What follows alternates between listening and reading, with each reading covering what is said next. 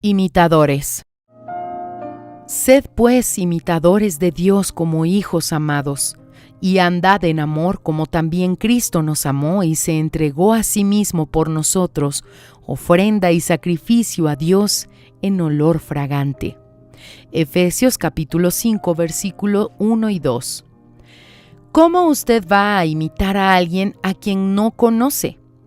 ¿Cómo volverse imitador de Dios si no sabe cómo es su carácter y su forma de actuar? El hijo que admira al Padre lo imita. Aquí está la orientación de imitar a Dios y andar en amor. Pero ese amor no es el sentimiento que el mundo dice que es amor.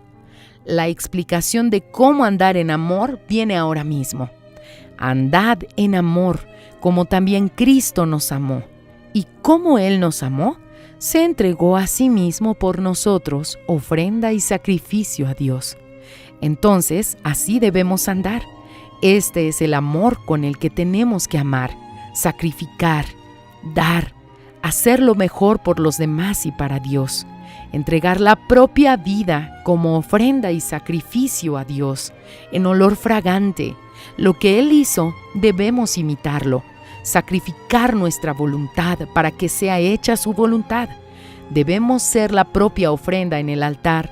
La vida del ofrendante es representada por la ofrenda, porque Él tiene que ser la mayor ofrenda viva, sacrificio de olor fragante a Dios.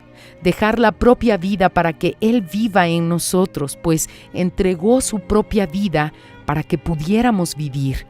La base del cristianismo es este intercambio. La base del cristianismo es la ofrenda de Dios por la humanidad, la ofrenda del hombre por la vida eterna.